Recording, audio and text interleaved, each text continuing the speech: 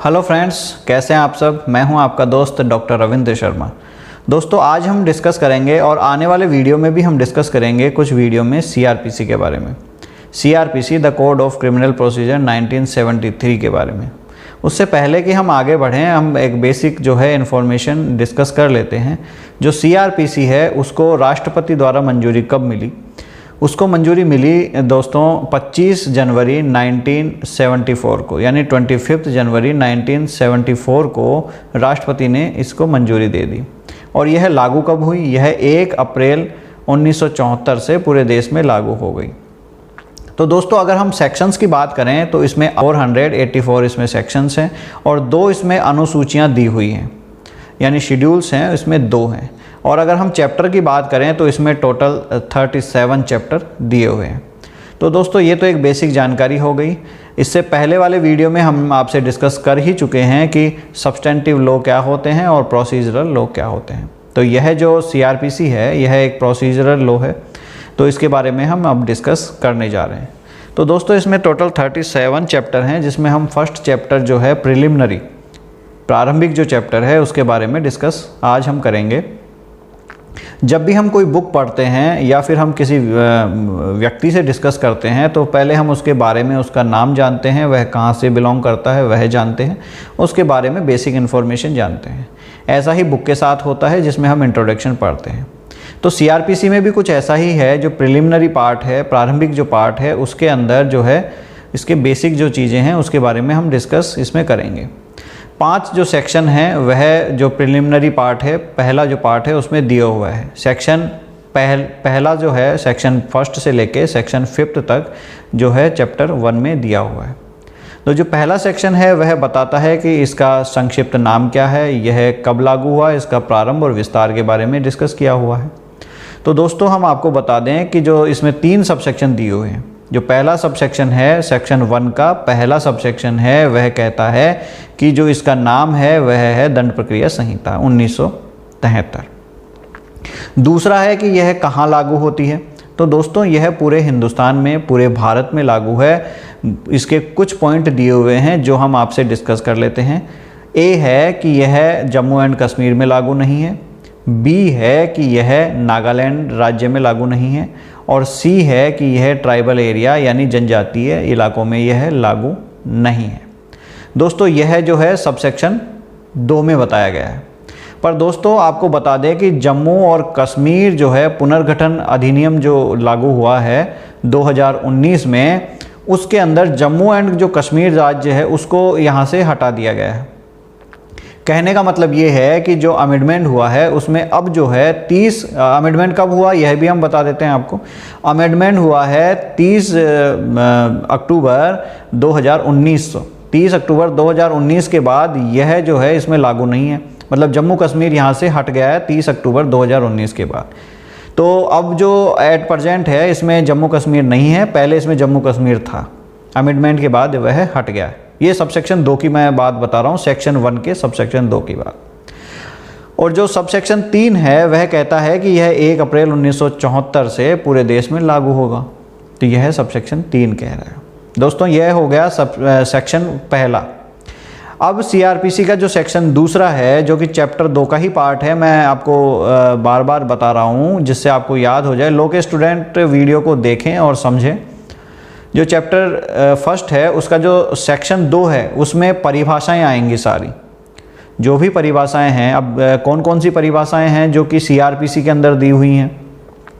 CrPC के अंदर जो भी टर्म्स दी हुई हैं, जैसे जमानती अपराध क्या होता है, अजमानती अपराध क्या होता है, संज्ञेय अपराध क्या होता है, असंज्ञेय अपराध क्या होता है, अन्वेषण क्या होता है, इंक्वायरी क्या होती है, मजिस्ट्रेट क्या होता है, न्यायालय क्या होता है, भारत क्या होता है, इसके अलावा गजट क्या होता है, मेट्रोपॉलिटन एरिया क्या होता है, ये सारे जो परिभाषाएं हैं ये जो किसमें दी हुई है, सेक्शन 2 के अंदर दी हुई हैं। अच्छा, ये परिभाषाएं हैं, ये कितनी हैं, कहाँ तक हैं? ये अल्फ़ाबेट में अगर हम बात करें तो ए से लेकर और ये वाई तक हैं ये परिभाषाएं। तो ये हो गई सेक्शन 2 की बात। अब अभी हम डिस्कस करेंगे, इसको पूरा डिटेल में डिस्कस करेंगे। ये मैं आपको एक बार बेसिक बता रहा हूँ। अब जो है सेक्शन 3 की बात करते हैं। सेक्शन 3 कहता है निर्देशों का अर्थ लगाना।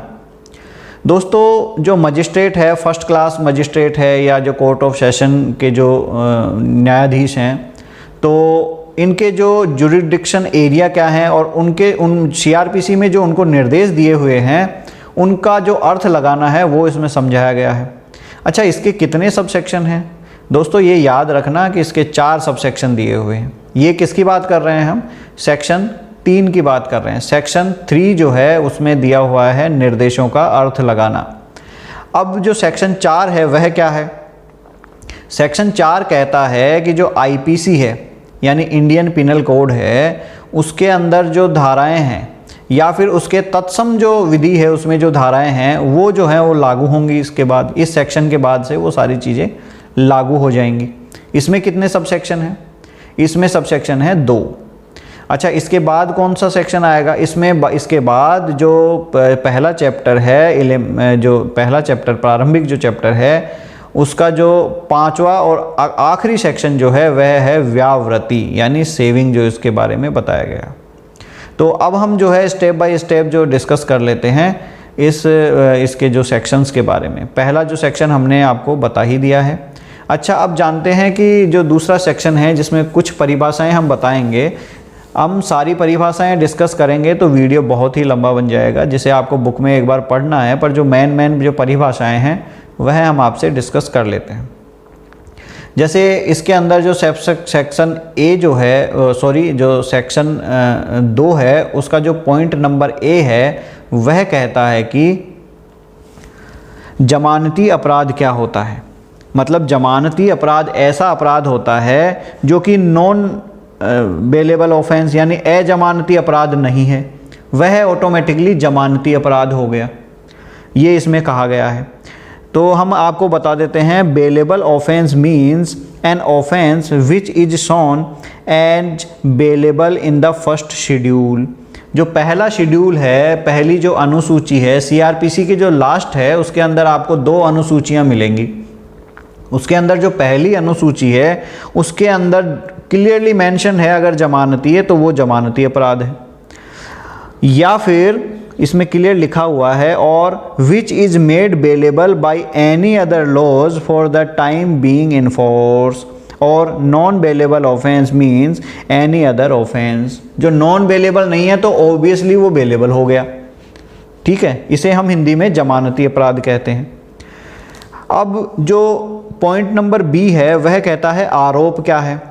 आरोप क्या है, चार्ज क्या है। अगर किसी आदमी पर एक से ज़्यादा आरोप हैं, एक से ज़्यादा चार्ज हैं, जो उसका टाइटल होगा उसे हम जो है चार्ज कहेंगे। आरोप के अंतर्गत जब आरोप में एक से अधिक शीट्स हों, आरोप का कोई भी शीट्स है, means charge includes any head of charge when the charge contains more heads than 1।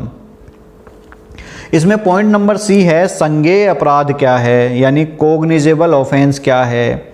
देखो, कोग्निजेबल जो ऑफेंस है, संज्ञेय मामला है, ऐसे मामले जो होते हैं जिसमें पुलिस जो अधिकारी है वह बिना वारंट के गिरफ्तार कर सकता है। मतलब ये उसको पूरा अधिकार है कि वह बिना वारंट के गिरफ्तार कर ले। यह भी जो है अनुसूची फर्स्ट यानी जो शेड्यूल फर्स्ट है सीआरपीसी के जो लास्ट में शेड्यूल्स हैं उनमें दिया हुआ है, क्लियर मेंशन है। ऐसे ही जो परिवाद है वह डिस्कस है। परिवाद है जो कंप्लेंट हम मजिस्ट्रेट को करते हैं। एग्जाम्पल के तौर पर यदि कोई पुलिस अधिकारी रिपोर्ट नहीं लिखता है या फिर ऐसा कोई हमारे साथ घटना हो जाती है जो कि सीरियस कैटेगरी की नहीं है, तो ऐसी कंडीशन में वो जो एफआईआर दर्ज नहीं होती है, तो उस केस में हम डायरेक्ट मजिस्ट्रेट को कंप्लेंट कर सकते हैं। परिवाद को इंग्लिश में कंप्लेंट ही बोलेंगे। Complaint means any allegation made orally और in writing to magistrate with a view to his taking action under this code that some person whether known or unknown has committed an offence but does not include a police report। क्योंकि जब police report FIR लिखेगी ही नहीं तो police report तो होगी ही नहीं, जब police FIR नहीं लिखेगी तो कंप्लेंट जो होगी, परिवाद होगी, उसके अंदर पुलिस रिपोर्ट इंक्लूड नहीं होगी। और उसमें क्या होगा कि मजिस्ट्रेट से हम डायरेक्ट चाहे ओरली बोलें और चाहे रिटर्न में दें, मजिस्ट्रेट से हम कंप्लेंट कर सकते हैं। हमारे साथ ऑफेंस होना चाहिए, हमें नहीं पता कि वो किसने किया है, पर यदि हमारे साथ ऑफेंस हुआ है, हमें पता है किसने किया है या नहीं पता है किसने किया है, तो दोनों ही केस में क्या होगा कि जो कंप्लेंट है हम मजिस्ट्रेट को डायरेक्ट कर सकते हैं। यह उस कंडीशन में होता है जब पुलिस जो है एफआईआर लिखने से मना करती है, तो यह इसमें क्लियरली मेंशन है। इसके अलावा हम और भी चीज़ों को डिस्कस करते हैं, जैसे इसमें जो है पॉइंट नंबर डी है वह परिवाद के बारे में हमने डिस्कस कर लिया। इसके बाद जो ई है वह उच्च न्यायालय से अभिप्रेत है, उच्च न्यायालय के बारे में बताया है। जो राज्य के सबसे बड़ा जो न्यायालय होगा वह उच्च न्यायालय होगा, या फिर जो संघ क्षेत्र है, जो टेरिटोरियल एरिया है, वहाँ पे जिसका ज्यूरिडिक्शन जिस राज्य का आएगा और उस राज्य के अंदर जो सबसे बड़ा न्यायालय होगा वो भी उसमें उस पर लागू हो जाएगा। और उसके अलावा भारत के उच्चतम न्यायालय को छोड़ के अगर संघ में जो भी न्यायालय है जो वह क्या होगा, हाई कोर्ट होगा। इसके अलावा भारत शब्द जहाँ पर भी आता है वहाँ पर इस संहिता का विस्तार है, जहाँ भारत लिखा हुआ आता है। पर जैसे मैंने आपको पॉइंट नंबर 1 बताया कि जिसमें सेक्शन 8, 10 और 11 को जो छोड़कर है वह लागू होगा, यानी जो जो चैप्टर 8, 10 और 11 है वह जो है नागालैंड और जनजातीय क्षेत्र में लागू होंगे, उसके अलावा और कोई भी लागू नहीं होंगे। उसके अलावा जांच का बताया गया है, जांच क्या होती है। दोस्तों इन्वेस्टिगेशन क्या होती है और इंक्वायरी क्या होती है, ये समझना बहुत ही आवश्यक है। इन्वेस्टिगेशन और इंक्वायरी में फ़र्क क्या होता है, बहुत सारे लोग तो कंफ्यूज ही रहते हैं कि क्या फ़र्क होता है। इन्वेस्टिगेशन यानी अन्वेषण जो है पुलिस अधिकारी द्वारा किया जाता है, और इंक्वायरी जो होती है वह मजिस्ट्रेट द्वारा होती है। तो इसके अंदर ये जो बेसिक डिफरेंस है, जैसा कि इसमें बताया भी गया है कि जो इंक्वायरी है वह क्या है, मजिस्ट्रेट द्वारा जो की जाएगी, और अन्वेषण क्या है, जो पुलिस अधिकारी यानी इन्वेस्टिगेशन क्या है, जो पुलिस अधिकारी द्वारा किया जाएगा। तो ये इसमें क्लियरली मेंशन है। अच्छा, उसमें एक पॉइंट ये भी दे रखा है कि नॉन बेलेबल ऑफेंस क्या है, ठीक है। इसके अलावा इसमें एक पॉइंट दे रखा है कि महानगर मेट्रोपॉलिटन एरिया क्या है। तो मेट्रोपॉलिटन एरिया जहाँ की आबादी 10 लाख से ज़्यादा, हालांकि ये यहाँ पर मेंशन नहीं है, पर मेट्रोपॉलिटन एरिया दिया हुआ है। जो राजपत्र गजट जो है गवर्नमेंट निकालेगी, तो उसके बारे में भी यहाँ पर मेंशन है। तो इस तरह से यहाँ पे सारी परिभाषाएं मेंशन है जिसको हमें डिस्कस करना है, पढ़ना है।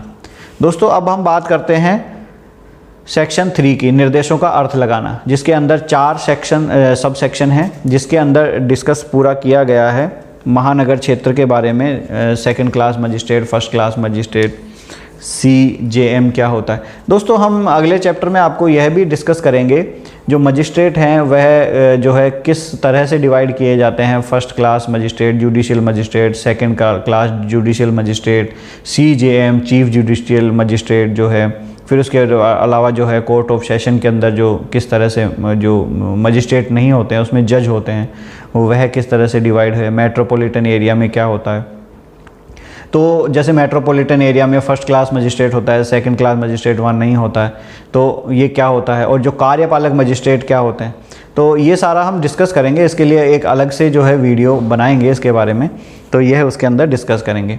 तो चौथा सेक्शन जो है हमने आपको बता ही दिया, चौथे सेक्शन के अंदर बता दिया कि IPC की जो धाराएँ हैं और उससे तत्सम जो धाराएं हैं, मतलब और भी जो लॉज हैं उसमें जो उससे रिलेटेड जो धाराएं हैं वह जो सेक्शन 4 के बाद से लागू हो जाएंगी। और 5वां व्यावृत्ति जो सेक्शन 4 के अंदर हमने बताया, 5वां व्यावृत्ति जो है वह हम आपसे डिस्कस कर लेते हैं। व्यावृत्ति के अंदर यानी सेविंग के अंदर कहा गया है कि इससे प्रतिकूल या किसी विनिर्दिष्ट उपबंध के अभाव में इस संहिता की कोई बात तत्सम प्रवर्त किसी विशेष या स्थानीय विधि पर या तत्समक प्रवर्त किसी अन्य विधि द्वारा प्रदत्त किसी विशेष अधिकारिता या शक्ति या उस विधि द्वारा विहित किसी विशेष प्रक्रिया पर प्रभाव नहीं डालेगी।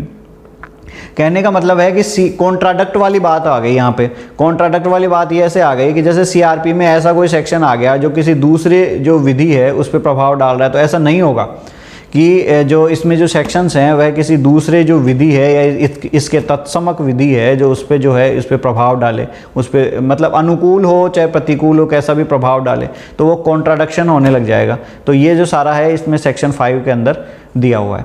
तो दोस्तों चैप्टर फर्स्ट के अंदर प्रारंभिक जो चैप्टर है प्रिलिमिनरी, उसके अंदर यही है चैप्टर सेक्शन 1 से लेके चैप्टर सेक्शन 5 तक जो हमने आपको डिस्कस कर लिया है। एक बार दोबारा से बता देता हूँ, सेक्शन 1 के अंदर सब सेक्शन है 3, सेक्शन जो 2 है उसमें परिभाषाएं हैं, उसमें सब सेक्शन नहीं है, उसमें पॉइंट्स दिए हुए हैं ए से लेके वाई तक। इसके अलावा जो सेक्शन 3 है वह है, और सेक्शन जिसमें 4 सब सेक्शन है सेक्शन 3 में, सेक्शन 4 में 2 सब सेक्शन है और सेक्शन जो 5 है उसमें कोई सब सेक्शन नहीं है। उसमें एक परिभाषा दी हुई है व्यावर्ती, जो अभी हमने बताया कि कॉन्ट्राडिक्ट नहीं होगा, कोई प्रतिकूल या अनुकूल किसी भी तरह से प्रभाव नहीं डालेगा किसी दूसरी विधि पर, यह उसमें बताया गया है। तो दोस्तों आज का वीडियो यदि आपको पसंद आया है तो इसे लाइक और शेयर ज़रूर करें, और अगला वीडियो जो है मैं थोड़ा सा टाइम निकाल कर और अगला वीडियो भी बनाऊंगा चैप्टर 2 के बारे में, और उसमें हम डिस्कस करेंगे चैप्टर 2 के बारे में। थैंक यू दोस्तों।